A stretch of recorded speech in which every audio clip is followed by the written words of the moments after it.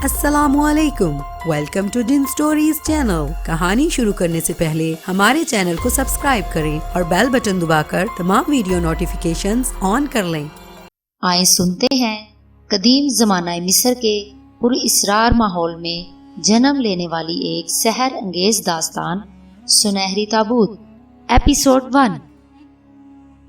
میری داستان کا آغاز اس وقت سے ہوتا ہے جب میری عمر 17 سال تھی۔ 8 سال کی تھی جب والدہ کا انتقال ہو گیا۔ ہم خوشحال تھے۔ شہر سے دور ایک زرخیز علاقے میں باغ اور بہت سی زمینیں تھیں جن پر زراعت ہوتی تھی۔ یہ سب خاندانی ورثہ تھا اور اس کی دیکھ بھال کرنے والے لوگ بھی ورثے میں ہی ملے تھے۔ اس قدر اچھے اور وفادار تھے کہ کبھی کوئی مشکل ہی نہیں پیش آئی۔ چنانچہ والد صاحب یعنی ہارون دانش نے اپنی مرضی کی زندگی گزاری۔ کسی شعبے سے باقاعدہ منسلک ہونے کی ضرورت کبھی پیش نہیں آئی۔ آرکیالوجی ان کا پسندیدہ موضوع تھا۔ انہوں نے دنیا کی کئی زبانیں بھی سیکھ رکھی تھی۔ خاص طور پر قدیم زمانے کی تحقیق پر انہیں عبور حاصل تھا۔ محکمہ آثار قدیمہ میں کئی بار انہیں بڑے بڑے عہدوں کی پیشکش بھی کی گئی، لیکن انہوں نے معذرت کر لی۔ البتہ دنیا کے بڑے بڑے ممالک میں ان کی دانش کی دھوم تھی۔ قدیم معلومات اور پراسرار تحریروں کی عقدہ کشائی کے لیے انہیں بہت معتبر سمجھا جاتا تھا۔ نہ جانے کہاں کہاں سے لوگ ان سے ملنے کے لیے آتے تھے۔ والدہ کی موت کے وقت میں بہت معصوم نہیں تھی۔ 8 سال کی عمر بالکل ناسمجھی کی عمر نہیں ہوتی۔ مجھے ماں سے جدا ہونے کا بہت غم تھا، لیکن اس غم کو کم کرنے کے لیے پاپا نے مجھے اپنے وجود کا حصہ بنا لیا۔ حالانکہ وہ بہت مصروف انسان تھے، لیکن انہوں نے مجھے اپنی مصروفیتوں میں شامل کر لیا، اور 8 سال کی عمر سے ہی میں پاپا کی وجہ سے قدیم زمانوں اور انسان کے ماضی میں دلچسپی لینے لگی۔ زمانہ قدیم کے دلچسپ راز مجھ پر کھلنے لگے۔ خاص طور سے مجھے مصریات سے بہت لگاؤ تھا۔ کبھی کبھی مجھے یوں لگتا تھا جیسے میں بھی زمانہ قدیم کی مصر کی کوئی روح ہوں۔ مصر سے متعلق تاریخ پڑھتے ہوئے مجھے تاریخ کے وہ واقعات اپنی داستان محسوس ہوتے تھے اور میری روح فرعون کے دور میں بھٹکنے لگتی تھی۔ کھدائی برق رفتاری سے جاری تھی اور باقی لوگوں کے ساتھ ہم باپ بیٹی وہاں مصروف رہتے تھے، یہاں تک کہ ایک دن مزدوروں نے وہ جگہ دریافت کر لی جہاں سے نیچے جانے کا راستہ تھا۔ آشوانی تہذیب کے آثار اب واضح طور پر نمایاں ہو گئے تھے اور ہم باپ بیٹی مل کر اس کے بارے میں شواہد اکٹھے کر رہے تھے۔ چوتھے دن کی کھدائی میں ہمیں ایک اجنبی چیز نظر آئی۔ یہ ایک سنہری تابوت تھا۔ یہ اندازہ نہیں ہو پا رہا تھا کہ یہ سنہری کیوں ہے۔ تحقیق بھی کی گئی۔ مزدور پہلے تو یہ سمجھے کہ شاید وہ سونے کا بنا ہوا ہے، لیکن یہ سونے کا نہیں تھا بلکہ یہ لکڑی کا ہی تھا۔ البتہ اس پر جو پینٹ کیا گیا تھا وہ بالکل سونے کے رنگ کا تھا، اور بالکل یہ اندازہ نہیں ہوتا تھا کہ یہ پینٹ کتنا گہرا ہے۔ اسے سونے کا پانی بھی نہیں کہا جا سکتا۔ غرض یہ کہ یہ سنہری تابوت ہم سب کے لیے باعث دلچسپی تھا۔ میں نے پہلی بار محسوس کیا کہ رشاق اس نئے تابوت کو دیکھ کر کس قدر بدحواس سا ہو گیا ہے، اور اس کے اندر کچھ عجیب سا جوش پایا جاتا ہے۔ سنہری تابوت میں خاص قسم کا تالا پڑا ہوا تھا جس کو آسانی سے کھولا نہیں جا سکا، بلکہ اسے اوزاروں سے توڑنا پڑا۔ اس بات کا میرے پاپا کو بھی بڑا دکھ تھا، کیونکہ یہ تابوت تو بڑے عالی شان نوادرات میں سے ایک تھا۔ تالا توڑنے کے بعد تابوت کا ڈھکن ہٹایا گیا اور جو کچھ ہمارے سامنے آیا اس سے دیکھ کر سچی بات یہ ہے میرا تو دل بند ہونے لگا۔ اس میں ایک لاش لیٹی نظر آ رہی تھی، بالکل نامعلوم دور کے لباس میں ملبوس، لیکن اس کا چہرہ ناقابل یقین تھا۔ اوہ، کون سی زبان میں بتاؤں؟ وہ میں تھی، 100% میں۔ میرے چہرے کا ایک ایک نقش، میرے بالوں کا رنگ، میری ہر چیز اس لاش میں موجود تھی۔ وہ لاش دیکھ کر پاپا بھی دنگ رہ گئے، باقی لوگ بھی حیران تھے، لیکن ایک بار، بس ایک بار میری نگاہ رشاق کی جانب اٹھی۔ میں نے اس کے ہونٹوں پر ایک پراسرار مسکراہٹ کھلتی ہوئی دیکھی۔ اس مسکراہٹ کا راز میری سمجھ میں نہیں آیا۔ تھوڑی دیر تک تو ایسے ہی سکتہ طاری رہا، جیسے ہم سب پتھر کے ہو گئے ہوں۔ اس کے بعد امیر الحسنات نے گہری سانس لیتے ہوئے کہا، خدا کی پناہ، اب یہ سوال کرنا تو بالکل بیکار ہے ہارون دانش کہ تم نے وہ سب کچھ محسوس نہ کیا ہو، یا ہم میں سے کسی نے۔ پاپا نے گہری سانس لے کر گردن ہلائی اور بولے، ہاں، یہ دنیا کی سب سے انوکھی بات ہے۔ بہت کچھ دیکھا ہے میں نے زندگی میں، لیکن اس بات کو کبھی فراموش نہیں کروں گا۔ ارے ٹھہرو، ذرا ہٹو ادھر سے۔ کیوں، کیا ہوا؟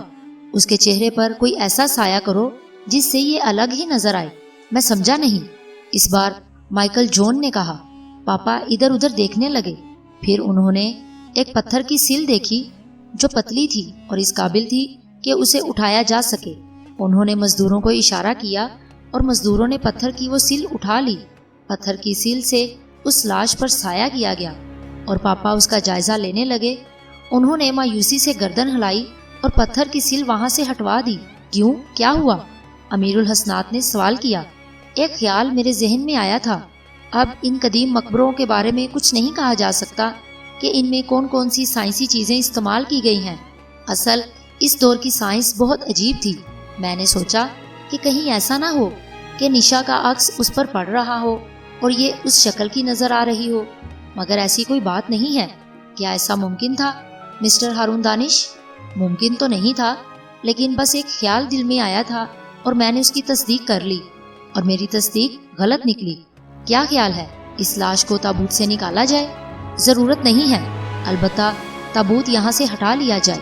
ان کھنڈرات میں جن کی ہم نے کھدائی کی تھی اور ان میں جو کچھ برآمد ہوا تھا، ایسے کمرے بھی تھے جن کو صاف ستھرا کہا جا سکتا تھا، اور لازمی بات ہے کہ یہ قدرتی نہیں تھے بلکہ انسانی ہاتھوں کی تراش تھی۔ گویا زمانہ قدیم میں آشوانی تہذیب کے جن کاریگروں نے یہاں کام کیا تھا، انہوں نے یہ کھنڈر بنایا ہوگا۔ غرض یہ کہ مزدوروں نے وہ تابوت اپنی جگہ سے ہٹایا اور ہم نے ایک منتخب شدہ کمرے میں اسے رکھوا دیا۔ میں خود دنگ تھی۔ اس وقت سے اب تک میں نے اپنے منہ سے ایک لفظ تک نہیں کہا، لیکن میرے دل پر بڑا گہرا اثر تھا۔ بعد میں پاپا نے مجھ سے کہا، تم نے اسے غور سے دیکھا نشا؟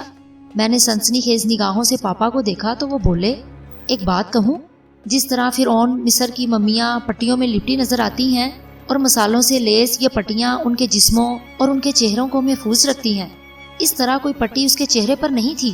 اس کا لباس بھی سالم تھا، جبکہ ہم ابھی تک اس کی عمر کا صحیح اندازہ نہیں لگا سکے کہ وہ کب سے اس تابوت میں لیٹی ہوئی ہے۔ پاپا ایک اور بات کہوں آپ سے؟ ہاں بولو۔ پاپا، اس طرح جو ممیاں دریافت ہوتی ہیں یا مصر میں جو معلومات حاصل ہوئی ہیں، ان میں ان ممیوں کو مسالوں سے حنوط کیا جاتا ہے، اور پاپا ان کے چہرے آپ نے بھی دیکھے ہیں اور میں نے بھی۔ ان کے چہرے بالکل سفید ہوتے ہیں، مگر لگتا ہے پاپا اس ممی کا چہرہ سفید نہیں ہے، میرا مطلب ہے اس لڑکی کا جو یہاں نظر آئی ہے۔ اور پاپا ایک بات اور بتاؤں آپ کو، اس کی عمر بھی میری عمر سے الگ معلوم نہیں ہوتی۔ پاپا نے کوئی جواب نہیں دیا، حالانکہ اس سے پہلے ایسا نہیں ہوتا تھا۔ ان کے پاس ہر چیز کی تفصیل موجود ہوتی تھی، لیکن پاپا خاموش تھے۔ غالباً وہ بھی اس معمے کو حل نہیں کر پائے۔ دفعتاً انہوں نے کہا، اٹھو۔ میں وہاں سے اٹھ گئی۔ پاپا مجھے اس کمرے میں لے کر آئے جہاں وہ ممی موجود تھی۔ کمرے کو باہر سے بند کر دیا گیا، وہاں پہرے وغیرہ کی ضرورت نہیں تھی۔ مزدور کھنڈر سے بہت دور کیمپنگ میں ہوا کرتے تھے، وہ صبح کو کام کے وقت ہی یہاں آ جاتے تھے۔ باقی امیر الحسنات، مائیکل جون اور رشاد ایک بڑے کمرے میں قیام پذیر تھے۔ ہم باپ بیٹی کو الگ جگہ دی گئی تھی۔ میں لفظ کمرہ استعمال کر رہی ہوں، لیکن یہ قدرتی غار تھے جنہیں تراش کر کمروں کی شکل دی گئی تھی، چنانچہ انہیں کمرہ ہی کہا جا سکتا تھا۔ بہرحال ہم اس جگہ پہنچے جہاں وہ تابوت اب بھی رکھا ہوا تھا۔ تالا چونکہ ٹوٹ چکا تھا، اس لیے اس کا ڈھکن اٹھانے میں کوئی دقت پیش نہیں آئی۔ پاپا نے لیمپ روشن کر لیا، جو ایک خاص قسم کا لیمپ تھا، اور بس یوں لگتا تھا جیسے سورج کی روشنی کمرے میں داخل ہو گئی ہو۔ بالکل دن نکل آیا اور ایک ایک چیز کو بغور دیکھا جا سکتا تھا۔ پاپا گھٹنوں کے بل اس تابوت کے پاس بیٹھ گئے اور اس کا جائزہ لینے لگے۔ پھر انہوں نے بڑی ہمت کر کے لڑکی کے لباس پر ہاتھ ڈالا اور اس کے لباس کا ایک ٹکڑا کھینچ کر دیکھا۔ پھر وہ گہری سانس لے کر بولے، اگر یہ طویل عرصے سے یہاں مدفون ہے تو کم از کم اس کا لباس راکھ کی شکل اختیار کر جانا چاہیے تھا۔ لیکن دیکھو، کپڑے بھی جوں کے توں ہیں، ان میں وہی لچک اور وہی چیز پائی جاتی ہے جو زیادہ پرانے کپڑوں میں نہیں ہوتی۔ اور اس کا چہرہ، میرے خدا، صاف لگ رہا ہے کہ یہ زندگی سے محروم نہیں ہے۔ تو کیا ہوا پاپا، یہ زندہ ہے؟ نہیں، کیسی باتیں کرتی ہو؟ البتہ یہ انتہائی انوکھا اور پراسرار وجود ہے۔ جی پاپا، میں نے آہستہ سے کہا۔ پاپا اسے دیکھتے رہے۔ انہوں نے تمام چیزوں کو غور سے دیکھا اور پھر بولے، اس کا تعلق 100% مصر سے ہے۔ مصر؟ ہاں، 100% مصر سے۔ تم جانتی ہو مصریات میرا بہترین مشغلہ ہے، اور تمہارا بھی۔ وہاں کی عورتوں کے خد و حال یہی ہوا کرتے ہیں، اور رنگ بھی بالکل ایسا ہے۔ دفعتاً میرے ہونٹوں پر مسکراہٹ پھیل گئی اور میں نے کہا، پاپا اس کا مطلب ہے کہ میرا تعلق بھی مصر سے ہے؟ پاپا نے نگاہیں اٹھا کر مجھے دیکھا، لیکن ان کے ہونٹوں پر مسکراہٹ نمودار نہیں ہوئی۔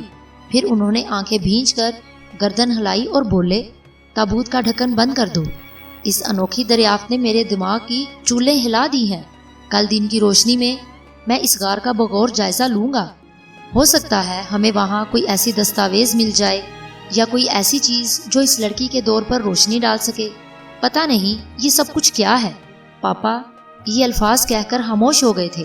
پھر اس کے بعد وہ وہاں سے باہر نکل آئے، لیکن میں نے محسوس کیا کہ وہ ساری رات ایک لمحے کے لیے نہیں سوئے۔ دوسری صبح ایک اور واقعہ پیش آیا۔ وہ کتاب مائیکل جون کے ہاتھ لگی تھی۔ مائیکل جون بہت پرجوش نظر آ رہا تھا۔ تقدیر شاید ہم پر آشوانی تہذیب کا انکشاف کرنا چاہتی ہے۔ ویسے آپ کا کیا خیال ہے پروفیسر ہارون دانش؟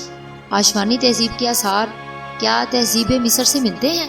سرزمین مصر میں ایسی کسی چیز کا ایک دوسرے سے منسلک ہو جانا ناممکنات میں سے نہیں ہے۔ آپ نے وہ جسم تو دیکھا ہوگا جسے ممی کہنا کچھ ناگوار سا گزرتا ہے۔ وہ تو ایک زندہ وجود ہے جس کا حلیہ دیکھ کر یہ احساس ہوتا ہے کہ ابھی وہ خوبصورت لڑکی تابوت میں اٹھ کر بیٹھ جائے گی۔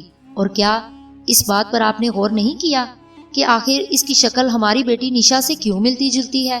جب ہم پر کسی بات کا انکشاف نہیں ہوتا تو ہم اس بات کو اتفاق کہہ لیا کرتے ہیں۔ سچ تو یہ ہے کہ میری بیٹی میرے وجود کا ایک حصہ ہے۔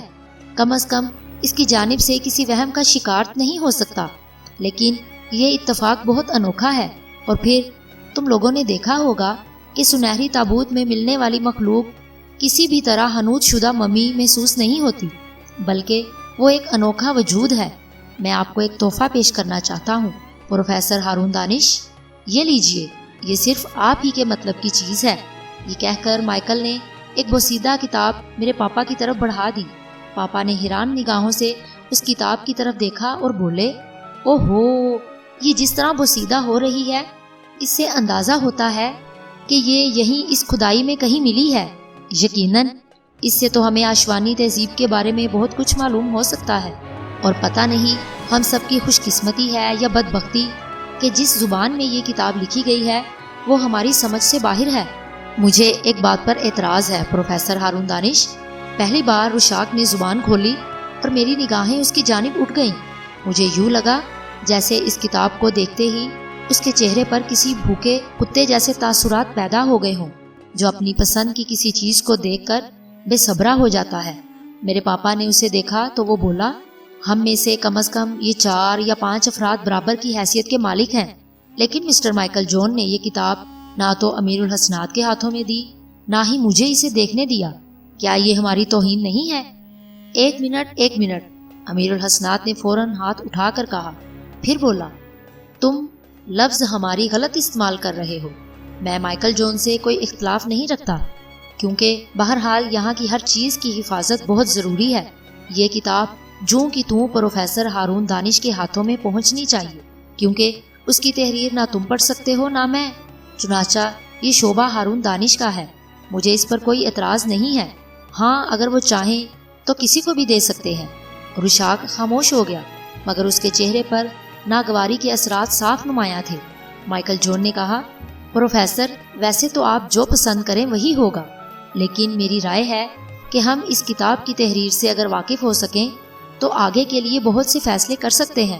میں کوشش کرتا ہوں، پاپا نے کہا، اور کتاب اپنے ہاتھ میں لے لی۔ چند لمحات وہ اس کے اوراق الٹ پلٹ کر دیکھتے رہے، پھر ان کے ہونٹوں پر مسکراہٹ پھیل گئی۔ انہوں نے کہا، یہ اناتوک کی کہانی ہے۔ کون سی زبان میں لکھی گئی ہے؟ قدیم مصر کے ایک خاص علاقے کی زبان لطافہ کہلاتی تھی۔ یہ لطافہ میں لکھی گئی ہے۔ کیا آپ اسے اچھی طرح پڑھ سکتے ہیں پروفیسر؟ ہاں، میرا تو شوق ہی رہا ہے، میں اسے بآسانی پڑھ سکتا ہوں۔ اچھا، تو ہم انکشافات کے متمنی ہیں، مائیکل جون نے کہا، اور اس کے بعد یہ طے کیا گیا کہ پہلے اس کتاب کی تحریر سے مکمل واقفیت کر لی جائے۔ مزدوروں میں سے کچھ کو کھانے وغیرہ کی ذمہ داریاں دے دی گئیں۔ ایک مناسب گوشہ تلاش کر کے ہم لوگ بیٹھ گئے اور پاپا نے بہت ہی ماہرانہ انداز میں کتاب کا آغاز کر دیا۔ اناتوک کی طرف سے لکھا گیا تھا، میں نہیں جانتا کہ صدیوں کے بعد میری یہ تحریر کس کے ہاتھ لگے گی، لیکن جو بھی اس تحریر کو پڑھے میرے بارے میں ضرور سوچے کہ اس دور میں جب کہ تحریری امور نہ ہونے کے برابر تھے، میں نے یہ کتاب کتنی محنت سے لکھی ہوگی۔ دوستو، نہ میں کوئی مورخ ہوں نہ تاریخ داں، میں تو اپنے ارد گرد پھیلے ہوئے حالات اور خود اپنی زندگی کی کہانی تحریر کرنا چاہتا ہوں، اور میری آرزو ہے کہ جب میری یہ کتاب کسی کے ہاتھ لگے اور میری اس تحریر کو سمجھ سکے تو اسے اس وقت کی زبان میں تحریری دوام دے تاکہ اناتوک تحریر دنیا میں زندہ رہے۔ میں نہیں جانتا کہ میری اس تحریر کو پڑھنے والے کا نقطہ نگاہ میرے بارے میں کیا ہوگا، لیکن بس اتنا بتا سکتا ہوں کہ اس کا ایک ایک لفظ درست ہے۔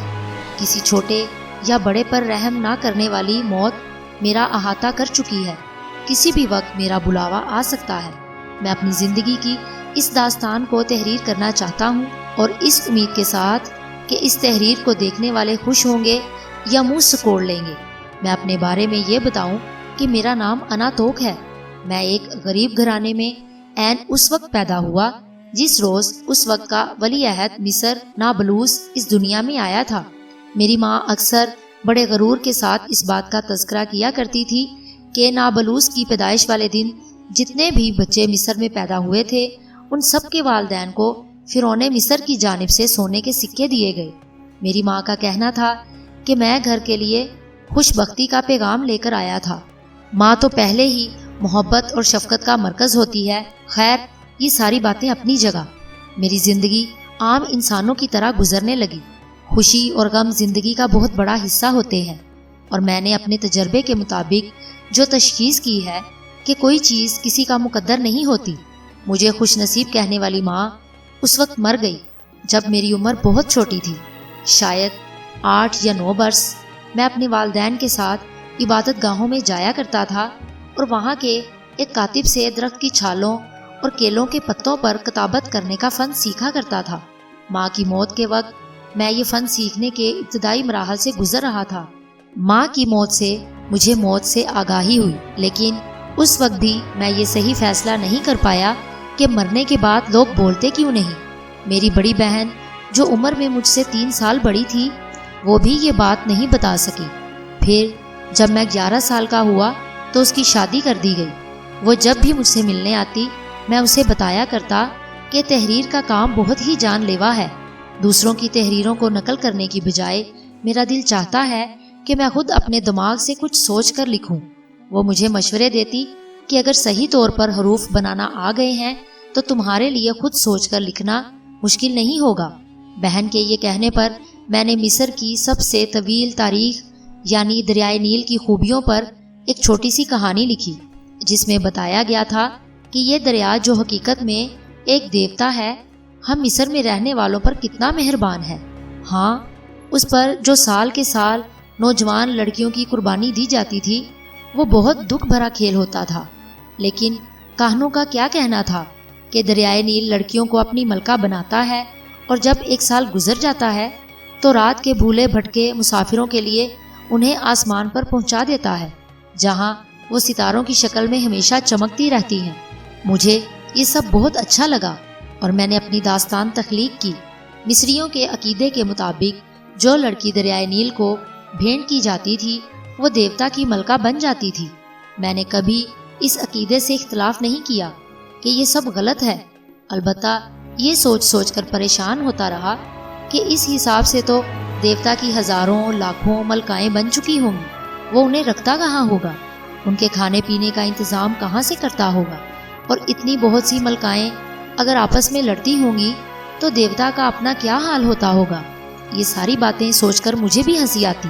میں نے اپنی کہانی میں تبدیلی کرتے ہوئے بتایا کہ ہر سال جب ایک نئی لڑکی کو بھپرے ہوئے دریا میں پھینک کر ملکہ بنایا جاتا ہے تو دیوتا اپنی پرانی ملکہ کو ستارہ بنا کر آسمان پر پہنچا دیتا ہے، جہاں سے وہ اپنے عزیزوں اور رشتہ داروں کو دیکھ کر خوش ہوتی ہے۔ اور پھر مسافروں کے لیے رہنما بن جاتی ہے۔ میں نے جو کچھ لکھا تھا مجھے خود بے پناہ پسند آیا اور میری بہن کو بھی۔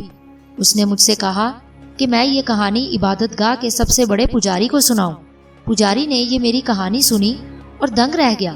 اس نے کہا کہ جو کچھ میں نے کہا ہے وہی سچ ہے، اور مجھے اتنی شہرت ملی کہ مصر کی ساری عبادت گاہوں میں اس کہانی کو بڑی عقیدت سے پڑھا اور سنا جانے لگا۔ میری یہ کہانی مصریوں کے عقائد کی تقویت کا باعث بنی ہوئی تھی، اور اس کہانی کے باعث دیوتاؤں کے بارے میں صدیوں سے چلے آنے والے عقائد بھی متزلزل ہو گئے تھے۔ پھر 16 سال کی عمر میں میری شادی ہو گئی۔ اس دوران میری شہرت دور دور تک پھیل گئی تھی۔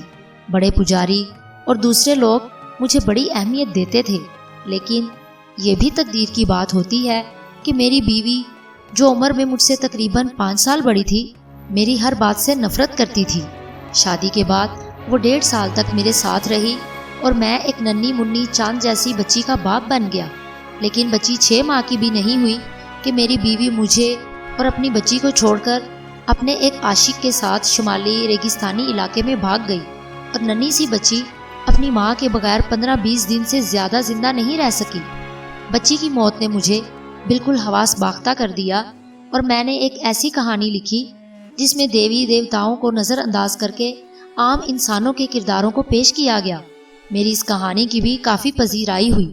پھر ایک دن شام کے وقت ڈوبتے ہوئے سورج دیوتا کا نظارہ کر رہا تھا، اور دل میں سوچ رہا تھا کہ دیوتا تو ہم انسانوں سے بھی زیادہ پابند ہے، ہمیشہ ایک ہی ڈگر پر چلتا ہے، ایک ہی جگہ سے نکلتا ہے اور ایک ہی جگہ پر غروب ہو جاتا ہے۔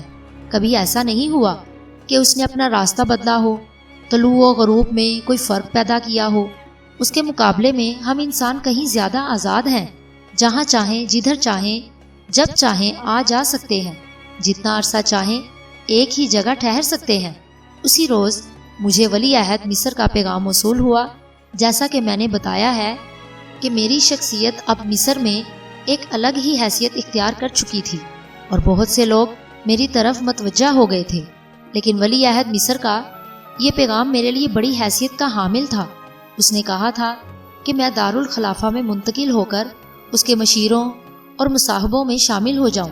کس کی مجال تھی کہ ولی عہد یعنی مستقبل کے خدا کی حکم عدولی کرے؟ بہرحال میں اپنی بہن، باپ اور بڑے پجاری کی دعائیں لے کر قاصد کے ساتھ ولی عہد کی خدمت میں جانے کے لیے روانہ ہو گیا۔ میری حد سے زیادہ پذیرائی کی گئی، اور ولی عہد نے مجھ سے کہا کہ اس نے میری کہانی پڑھی اور بہت پسند کی۔ میں بہت ہی ادب کے ساتھ اس کے سامنے زمین بوس ہو گیا، اور میں نے اس سے درخواست کی کہ وہ مجھ جیسے حقیر شخص کو میری حیثیت سے زیادہ مرتبہ نہ دے۔ میری یہ بات سن کر وہ تخت سے نیچے اتر آیا، اور جو ہی وہ میرے قریب پہنچا میں نے شاہی آداب ملحوظ رکھتے ہوئے اپنا سر اس کے قدموں میں رکھ دیا۔ اس نے جلدی سے مجھے اٹھا کر سینے سے لگایا اور محبت بھرے لہجے میں بولا، نہیں اناتوک، تم میرے ملازم کی حیثیت سے نہیں بلکہ میرے دوست کی حیثیت سے میرے پاس رہو گے، اور ہاں، تم آئندہ میرے قدموں میں اپنا سر نہیں رکھو گے۔ کیا؟ مجھے حیرت ہوئی۔ ولی عہد سبوہ کے یہ الفاظ میرے لیے بڑی حیثیت کے حامل تھے۔ میں اپنے نصیب پر جھوم اٹھا، جسم کی رگ رگ میں نیا خون دوڑتا ہوا محسوس ہوا۔ بیوی کی بے وفائی اور بچی کی موت کا صدمہ میرے دل سے بالکل صاف ہو گیا۔ میں نے کہا کہ آپ کے حکم کی تعمیل میرے لیے باعث فخر اور عزت ہوگی۔ غرض یہ کہ سبوہ کے سلوک نے مجھے بہت کچھ بھلا دیا۔ میری مالی حالت بھی بہتر ہو گئی۔ اس نے مجھے اپنا دوست بنا لیا، اور پھر یوں ہوا کہ ہم نے اپنا فیصلہ کیا کہ ہم کسانوں کے لباس میں دارالخلافہ کی سیر کریں گے، اور پھر ایسا ہی ہوا۔ ہم نے سیر و سیاحت شروع کر دی۔ ہم لوگ اہراموں میں گئے، ہیکلوں کی زیارت کی، ابو الہول کی عبادت گاہیں دیکھی، زیر تعمیر اہراموں کا معائنہ کیا۔ ایک زیر تعمیر اہرام کے پاس شور و غل کی آواز سن کر سبوہ رک گیا۔ اس نے دیکھا کہ کچھ سپاہی ایک بوڑھے شخص کو کوڑے لگا رہے ہیں، اور وہ درد کی شدت سے چیخ رہا ہے۔ اسے کیوں مار رہے ہو؟ شہزادے نے ایک جانب کھڑے ہوئے سپاہی سے پوچھا۔ کام چور عبرانی ہے، پورا کام نہیں کرتا۔ عبرانیوں کے بارے میں پہلے بھی سن چکا تھا۔ میرے وطن میں یہ مشہور تھا کہ فرعون کے حکم سے ان ہزاروں لاکھوں کو دریائے نیل کے ساحل پر لا کر قید کر دیا گیا، جو اپنے آپ کو عبرانی کہتے ہیں۔ یہ وہ باغی لوگ ہیں جو نہ فرعون کو خدا مانتے ہیں اور نہ مصر کے دوسرے دیوتاؤں کی پرستش کرتے ہیں، لیکن ان کی گستاخیوں کے باوجود فرعون مصر نے انہیں صرف اتنی سزا دی ہے کہ جہاں کہیں احرام یا ہیکل معبد یا کسی امیر کا محل تعمیر ہوگا تو بیگار کے طور پر انہیں کام پر لگا دیا جائے۔ میں نے سنا ہے کہ فرعون مصر کا حکم ہے کہ عورتوں، بوڑھوں اور بچوں سے بیگار نہ لی جائے۔ سبوہ نے ایک کسان کی حیثیت سے کہا تو سپاہی نے گھور کر اسے دیکھا اور بولا، جاؤ جاؤ اپنا کام کرو۔ اسی وقت کام کا جائزہ لیتا ہوا سپاہیوں کا ایک افسر ادھر آ نکلا اور اس نے کہا، کیا بات ہے، یہ اجنبی کیا کہہ رہا ہے؟ تب سبوہ نے آگے بڑھ کر سخت لہجے میں کہا، میں پوچھ رہا ہوں کہ کیا تم نے خدائے مصر کا یہ حکم نہیں سنا کہ بوڑھے عبرانیوں کو کام پر نہ لگایا جائے؟ افسر جواب میں کوئی سخت بات کہنے ہی والا تھا کہ اچانک کوڑے کھاتا ہوا بوڑھا آدمی ایک شیر کی طرح اچھلا اور اس نے کوڑے مارنے والے سپاہی کو ایک طرف دھکا دیا، اور جوں ہی سپاہی نیچے گرا اس نے اس سے کوڑا چھین کر اس کے چہرے اور سینے پر مار مار کر اسے لہو لہان کر دیا۔ کتے کے بچے، تیری مجال!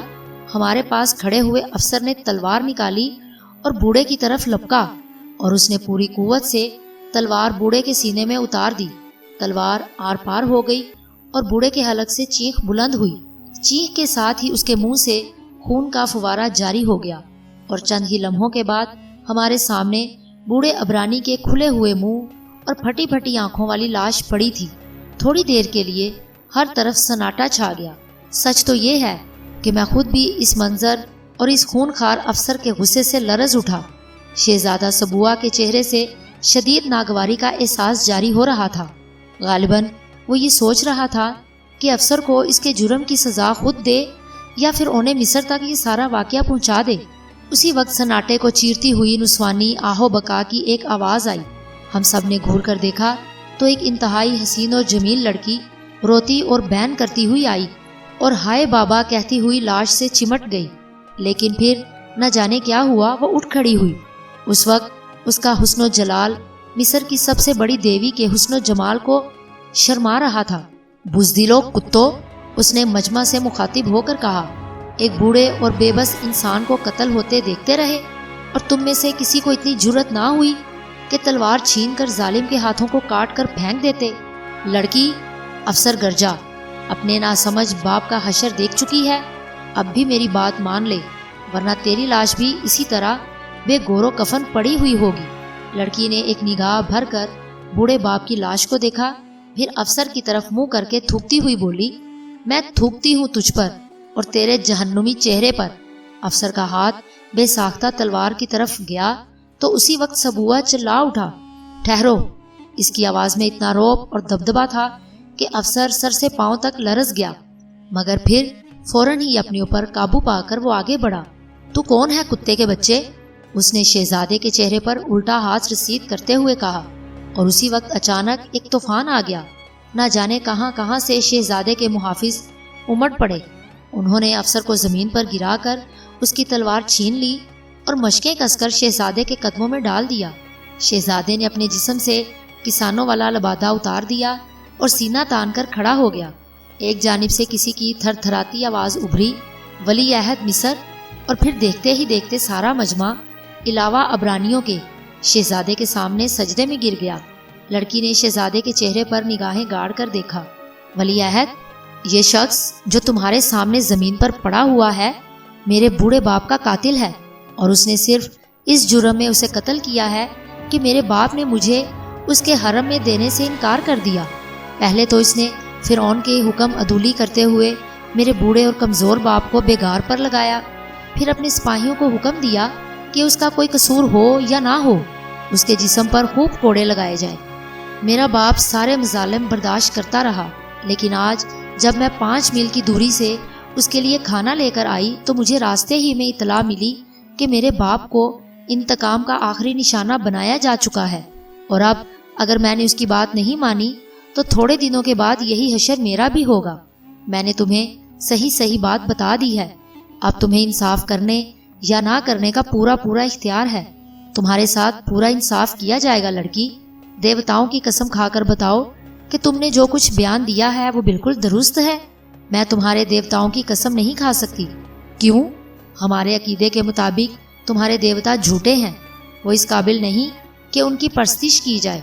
عبادت کے لائق تو صرف ایک ہی ہستی ہے، ایک ہی پاک ذات، نہ اس نے کسی کو جنا اور نہ وہ کسی سے جنا گیا۔ ولی عہد نے سوالیہ نگاہوں سے میری طرف دیکھا اور بولا، یہ کس دیوتا کا ذکر کر رہی ہے اناتوک؟ میں نہیں جانتا، میں نے نفی میں سر ہلا دیا۔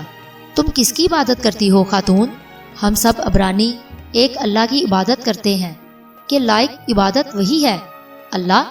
ولی عہد نے زیر لب اس نئے نام کو دہرایا، پھر بولا، اپنے اللہ کی قسم کھا کر بتاؤ کہ تھوڑی دیر پہلے تم نے جو کچھ کہا ہے وہ حرف بہ حرف سچ ہے۔ میں اپنے اللہ کی قسم کھا کر کہتی ہوں کہ میری کہی ہوئی ایک ایک بات بالکل ٹھیک ہے۔ ٹھیک ہے، ولی عہد نے مطمئن ہو کر مجھ سے کہا، اب تم بتاؤ اناتوک کہ تم نے کیا دیکھا؟ میں نے جو کچھ دیکھا وہ تمہارے سامنے ہے، کیونکہ میں تمہارے ساتھ تھا۔ شہزادے نے افسر کے جسم پر ٹھوکر مارتے ہوئے کہا، تم اپنی صفائی میں کچھ کہنا چاہتے ہو؟ ہاں حضور، میں صرف یہ عرض کرنا چاہتا ہوں کہ مجھ سے ایک غلطی ہو گئی۔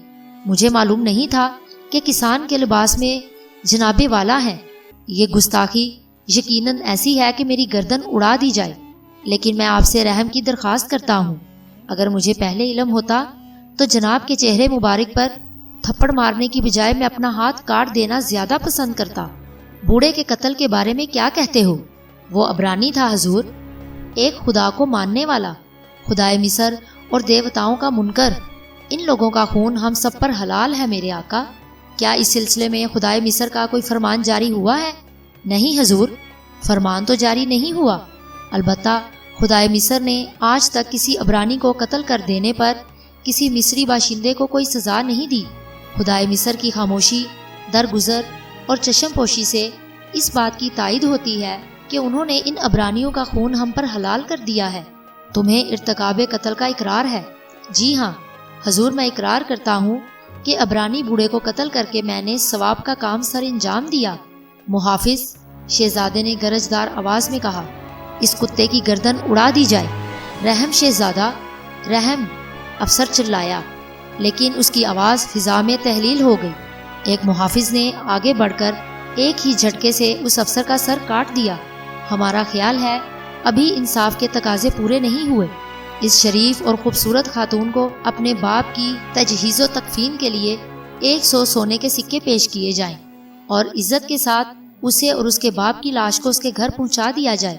لڑکی نے سسکی لے کر کہا، میرا گھر تو باپ کے انتقال کے ساتھ ہی ختم ہو گیا۔ میری والدہ بچپن ہی میں مجھے چھوڑ کر آزمین فردوش ہو گئی تھی۔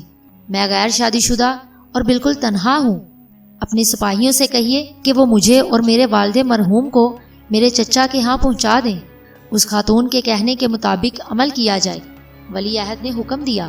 اور دیکھو، اگر راستے میں اسے کوئی تکلیف پہنچی یا اسے راستے میں کسی پریشانی کا سامنا کرنا پڑا تو اس کے ساتھ جانے والے سپاہیوں کا حشر بھی ویسا ہی ہوگا جیسا اس کا ہوا۔ اس نے افسر کی سرکٹی لاش کی طرف اشارہ کرتے ہوئے کہا اور پھر وہاں سے واپسی کے لیے مڑ گیا۔ میری چھٹی حص بار بار کہہ رہی تھی کہ وہ عبرانی لڑکی اپنے ساتھ ساتھ ولی عہد کا دل بھی لے گئی۔ اس رات کو شہزادی فرتانہ ولی عہد سے ملنے کے لیے آئی۔ شہزادی ولی عہد کی بہن بھی تھی اور منگیتر بھی۔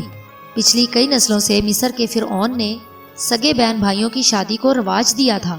ان کا خیال تھا کہ اس طرح خاندانی خون ہر قسم کی ملاوٹ سے پاک رہتا ہے۔ ان کی دیکھا دیکھی یہ رواج مصر کے امراء میں بھی عام ہوتا چلا گیا اور اب آہستہ آہستہ عوام میں پھیل رہا تھا۔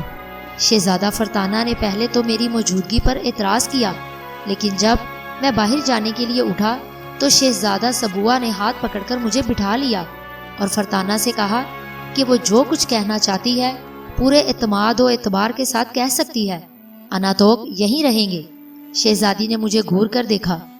میں تمہیں پہلے سے تنبیہ کیے دیتی ہوں کہ اگر یہاں کی ایک بات بھی باہر پہنچی تو تمہارے دونوں شانے سر سے محروم کر دیے جائیں گے۔ پھر اس نے شہزادے سے مخاطب ہو کر کہا، آج رات کے کھانے پر مجھے خدائے مصر نے مدعو فرمایا اور وہ اس بات پر تشویش کا اظہار کر رہے تھے کہ ولی عہد مصر عبرانیوں میں دلچسپی لینے لگے ہیں اور آج انہوں نے ایک خوبصورت عبرانی لڑکی کی خاطر سپاہیوں کے ایک بڑے افسر کو سزائے موت بھی دی ہے۔ یہ جھوٹ ہے۔ ولی عہد بوکھلا کر بولا، اناتوک تم ہی تو میرے ساتھ تھے، تم کیوں نہیں کہتے کہ میں نے محض انصاف کے تقاضے پورے کیے ہیں؟ نہیں، اسے کچھ بولنے کی ضرورت نہیں، اگر اس نے کچھ کہا تو گدی سے اس کی زبان کھینچ لی جائے گی۔ پھر وہ عجیب سی طنزیہ ہنسی ہنسنے لگی۔ خدائے مصر کی جانب سے مجھے بھی ایسے اختیارات تفویض کیے گئے جن کو بروئے کار لا کر میں بھی انصاف کے تقاضے پورے کر سکتی ہوں۔ یہاں لڑنے کے لیے آئی ہو؟ ولی عہد نے پوچھا۔ نہیں، میں لڑنے نہیں، یہ معلوم کرنے آئی ہوں کہ لڑکی والی بات کہاں تک درست ہے۔ صرف اس حد تک درست ہے کہ اس دکھیاری کے بوڑھے باپ کو خدائے مصر کے احکامات کی صریح خلاف ورزی کر کے بڑھاپے اور کمزوری کے باوجود بیگار کرنے پر مجبور کیا گیا۔ سپاہیوں سے کہا گیا کہ وہ اس پر وقتاً فوقتاً کوڑے برساتے رہے، اور جب ظلم اپنی انتہا کو پہنچ گیا تو اس بوڑھے تک یہ پیغام پہنچایا گیا کہ اگر وہ اپنی معصوم خوبصورت نوجوان لڑکی کو پولیس افسر کے حرم میں داخل کرنے کے لیے راضی ہو جائے تو اسے انعام و اکرام سے نواز دیا جائے گا، اور جب اس نے انکار کر دیا تو ایک معمولی سی بات کا بہانہ بنا کر اسے قتل کر دیا گیا۔ اس نے ایک مصری سپاہی کا کوڑا چھین کر سپاہی کو مارنے کی جرت کی تھی، اور تمہارے نزدیک یہ معمولی سی بات ہے؟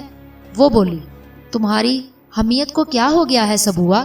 ایک عبرانی جو ہمارے خدا اور ہمارے دیوتاؤں کی شان میں گستاخی کرتا ہے ایک مصری سپاہی پر ہاتھ اٹھانے کی جسارت کرے تو تم بے حیا بے غیرت بن کر یہ کہتے ہو کہ اس نے معمولی سی غلطی کی۔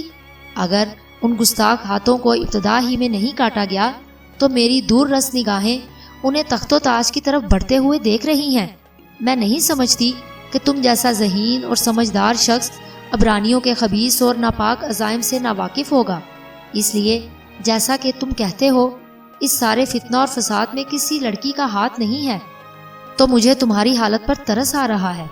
بہتر یہ ہے کہ تم شاہی معالج سے اپنے دماغ کا علاج کرواؤ۔ تمہیں اور بھی کچھ کہنا ہے کیا؟ نہیں، مجھے جو کچھ کہنا تھا کہہ چکی، اس نے منہ بنا کر کہا۔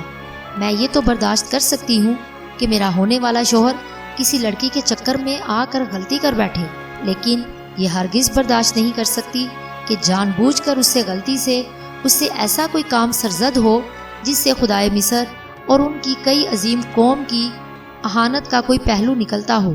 اور سچ تو یہ ہے کہ میں اب بھی یہی سمجھتی ہوں کہ اگر عبرانی لڑکی درمیان میں نہ ہوتی تو تم ہرگز پولیس افسر کو سزائے موت نہ دیتے۔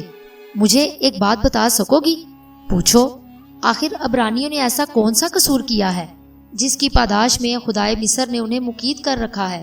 اگر واقعی ان سے کوئی خطرہ لاحق ہے تو انہیں مصر میں روکے رکھنے سے کیا فائدہ، جبکہ وہ خود وعدہ کرتے ہیں کہ دریائے نیل کو پار کر کے کسی دوسرے علاقے میں چلے جائیں گے اور دوبارہ پھر کبھی مصر میں آنے کا قصد نہیں کریں گے۔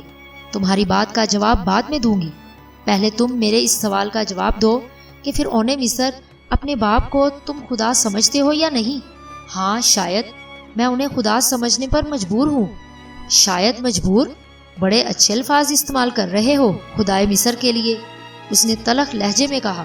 تاہم اگر تم انہیں اپنا خدا تسلیم کرتے ہو تو ان کے کسی کام میں تمہیں چوں چراں کرنے کا کوئی حق نہیں پہنچتا۔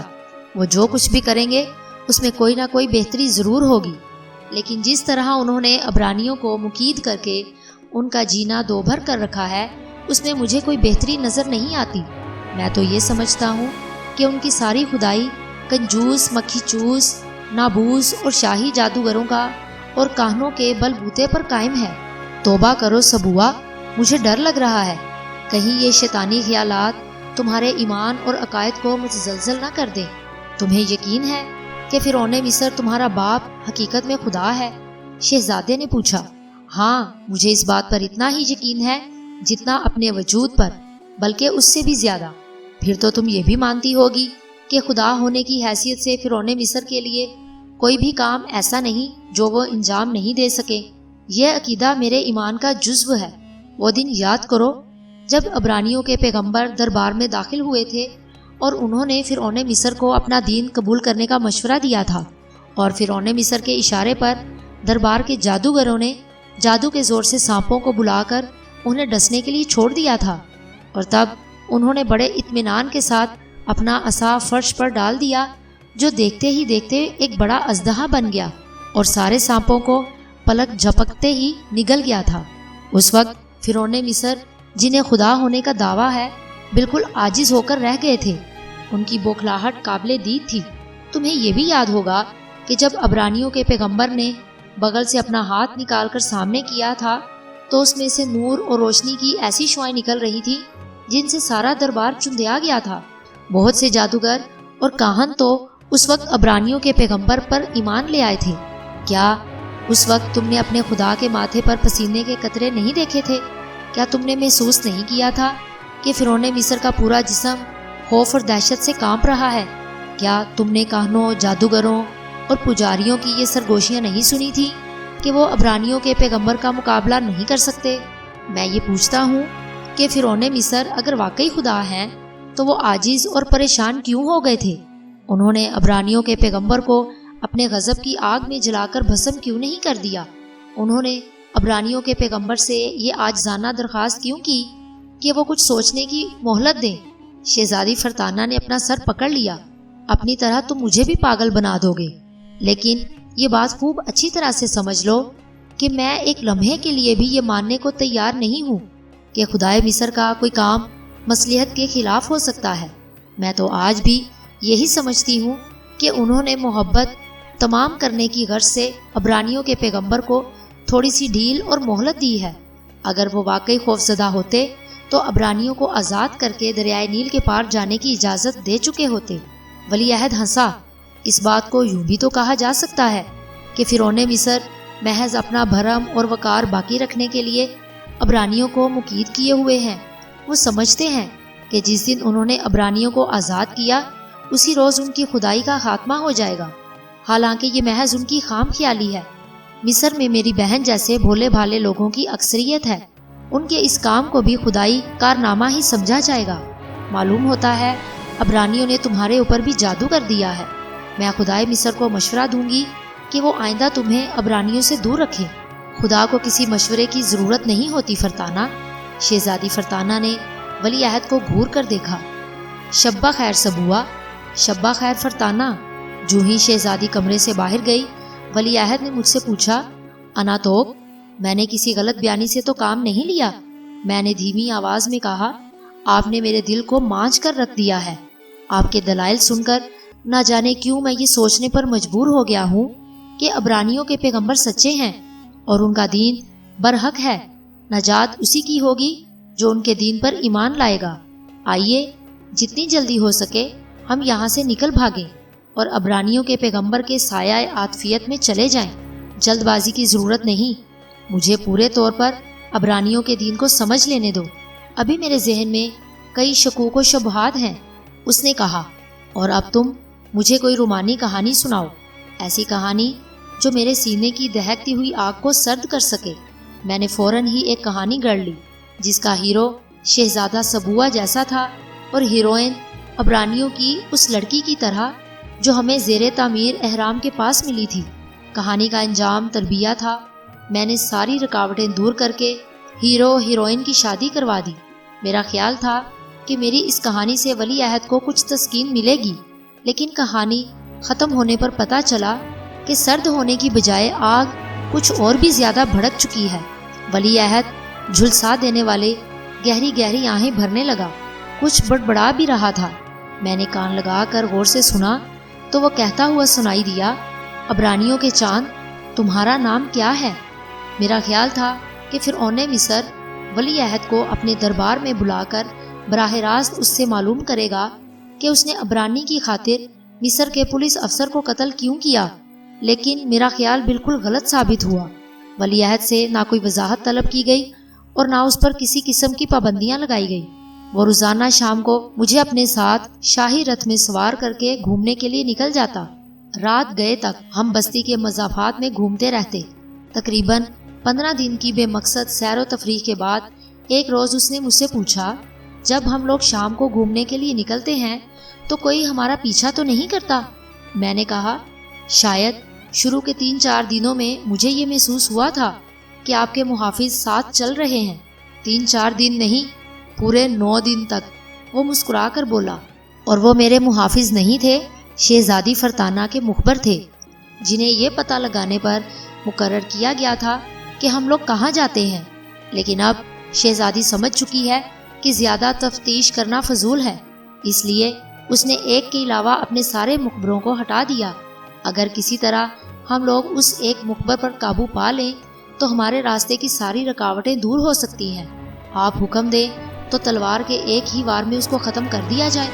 نہیں، تمہارے ہاتھ میں قلم زیادہ زیب دیتا ہے، میں تلوار اٹھانے کی کبھی رائے نہیں دوں گا۔ اس نے سوچتے ہوئے کہا، تم کہانی کار ہو، دل میں اتر جانے والے الفاظ تمہارے سامنے ہاتھ باندھ کر کھڑے رہتے ہیں، تھوڑی سی چرب زبانی سے کام لو تو اس مخبر کو بآسانی خرید سکتے ہو۔ اگلے روز جب ہم گھومنے کے لیے نکلے تو ولی عہد نے ایک تنگ راستے کے موڑ پر اپنا رتھ اس طرح روک دیا کہ پورا راستہ بند ہو گیا۔ تھوڑی دیر بعد ادھر سے ایک گھڑ سوار نکلا۔ ولی عہد نے مجھے اشارہ کیا۔ راستہ بند دیکھ کر جو ہی اس نے گھوڑے کو ایڑ لگائی، میں نے رتھ سے کود کر اس کے گھوڑے کی لگامیں تھام لی اور اسے ایک طرف کو لے گیا۔ 1 گھنٹے کی مسلسل سخت محنت کے بعد میں نے اسے رشوت دے کر بالآخر اس بات پر راضی کر لیا کہ وہ آئندہ ہم لوگوں کی تفریح میں مخل نہیں ہوگا۔ اس سے یہ وعدہ بھی لیا گیا کہ ولی عہد کے برسر اقتدار آتے ہی اسے حکومت کی جانب سے ایک بڑا عہدہ بھی پیش کیا جائے گا۔ شہزادے کی محتاط طبیعت نے اس کے بعد بھی 3 روز تک اپنے دل کی بات زبان تک نہیں آنے دی۔ جب اسے پورا اطمینان ہو گیا تو چوتھے روز اس نے رتھ کا رخ عبرانیوں کی بستی کی طرف موڑ دیا۔ مجھے پہلے ہی دن سے اس بات کی توقع تھی۔ ہمارا رتھ عبرانیوں کے علاقے میں پہنچا تو مجھے یہ دیکھ کر انتہائی حیرت ہوئی کہ ان لوگوں کی ایک بڑی تعداد پہلے ہی ہمارے استقبال کے لیے موجود تھی۔ یہ تو مجھے بہت بعد میں معلوم ہوا کہ ولی عہد نے یہاں آنے کی تاریخ اسی روز مقرر کر لی تھی جب وہ پہلی بار میرے ساتھ گھومنے نکلا تھا۔ اس کی سیاست اور احتیاط کو دیکھ کر یہ تسلیم کرنا پڑتا تھا کہ وہ حقیقت میں وارث تخت و تاج ہے۔ ہم دونوں کو کشاں کشاں اس لڑکی کے چچا کے ہاں لے جایا گیا جسے ولی عہد عبرانیوں کا چاند کہا کرتا تھا۔ وہاں ولی عہد نے کھانا کھایا، ان لوگوں کے مسائل معلوم کیے اور وعدہ کیا کہ فرعون کو اس بات پر راضی کرنے کی کوشش کرے گا کہ عبرانیوں کو آزاد کر کے نیل پار جانے کی اجازت دے دی جائے۔ پھر اس نے اس بات کی خواہش ظاہر کی کہ وہ عبرانیوں کے پیغمبر سے ملنا چاہتا ہے۔ اسے بتایا گیا کہ ان کے پیغمبر اللہ تعالیٰ کے حکم پر کسی پہاڑی پر گئے ہوئے ہیں اور ان کی واپسی کافی دنوں بعد ہوگی۔ ولی عہد باتیں تو ان لوگوں سے کر رہا تھا، لیکن اس کی بے چین نظریں کسی اور کو تلاش کر رہی تھی۔ اچانک وہ دروازے پر نمودار ہوئی۔ اس کے چچا نے پوچھا، کیوں نزائلہ، کیا کھانا ابھی تک تیار نہیں ہوا؟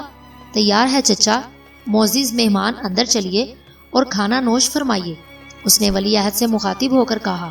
اور یہ کہتے ہوئے ان دونوں کی نظریں چار ہوئیں، شاید 1 لمحہ یا اس سے بھی کم۔ کچھ کم لمحہ تک دونوں کی نگاہیں ٹکرائی ہوں گی، لیکن اس مختصر ترین لمحہ میں نہ جانے دونوں نے کتنی کہانیاں کہہ ڈالی، کتنے شکوے کر ڈالے، کتنے محبت بھرے نغمے ایک دوسرے کو سنا ڈالے۔ دسترخوان پر صرف 2 قسم کے سالن تھے، بھنا ہوا اونٹ کا گوشت اور چنے کی ابلی ہوئی دال اور مکئی کی موٹی موٹی روٹیاں تھیں۔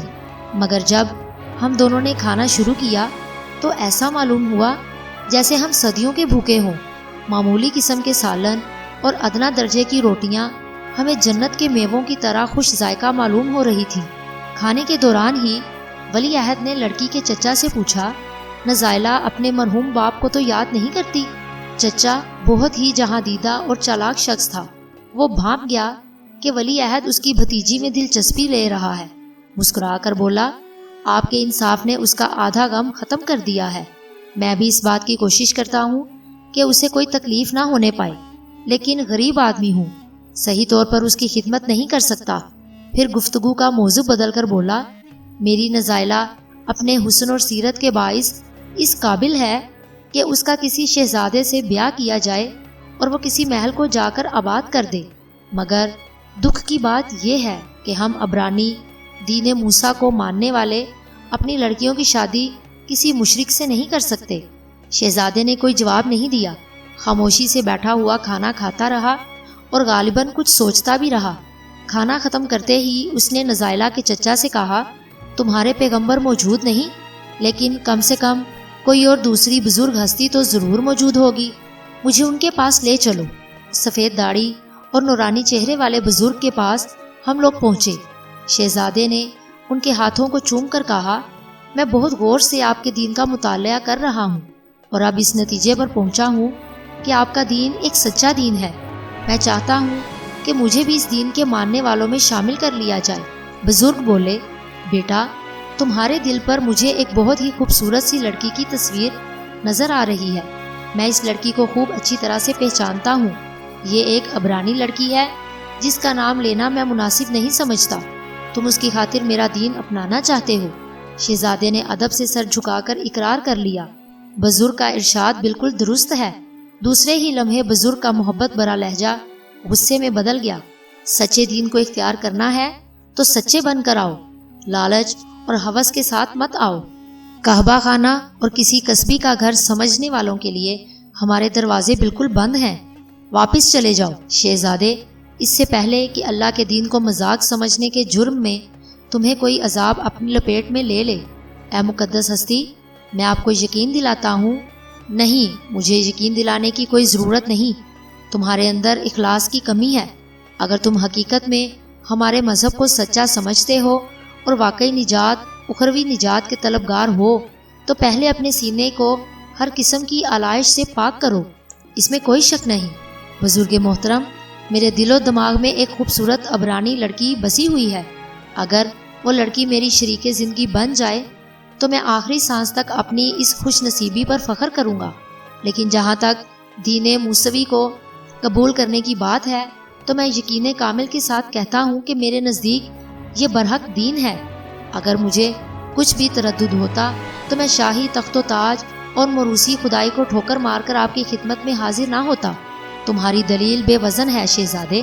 تاریخ ایسے واقعات سے بھری ہوئی ہے کہ بڑی بڑی غزالی آنکھوں اور کالی کالی گھنیری زلفوں اور نرم و نازک مرمری جسموں کی خاطر بہت سے بادشاہوں نے تاج و تخت کو لات مار دی، لیکن ہمارے دین کو اختیار کرنے کے لیے سب سے پہلے تمہیں اس لڑکی کا خیال اپنے سینے سے نکالنا پڑے گا جس کا تصور تمہارے دل میں جھلملا رہا ہے۔ بتاؤ، کیا تم یہ قربانی دینے کے لیے تیار ہو؟ شہزادے کی زندگی کا یہ نازک ترین لمحہ تھا۔ اس کا پورا چہرہ اس طرح پیلا پڑ گیا مانو کسی نے اس کا خون نچوڑ لیا ہو۔ تھوڑی دیر تک وہ خلا کو اس مریض کی طرح گھورتا رہا جس کو معالجوں نے بتا دیا ہو کہ اب وہ چند پل کا مہمان ہے۔ پھر اس کے منہ سے درد بھری آواز یوں نکلی گویا وہ کہیں دور سے بول رہا ہو، ہاں بزرگ ہستی، دین حق کی خاطر میں یہ قربانی دینے کے لیے بالکل تیار ہوں۔ تمہیں یقین ہے کہ کسی لالچ، طمع یا ہوس کی خاطر تم دین موسوی اختیار نہیں کر رہے ہو؟ جی ہاں، مجھے پورا یقین ہے۔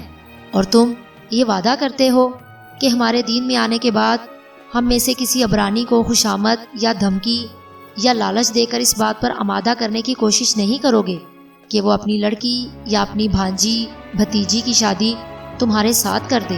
جی ہاں، میں یہ بھی وعدہ کرتا ہوں۔ بزرگ کا نورانی چہرہ گلاب کی طرح کھل اٹھا۔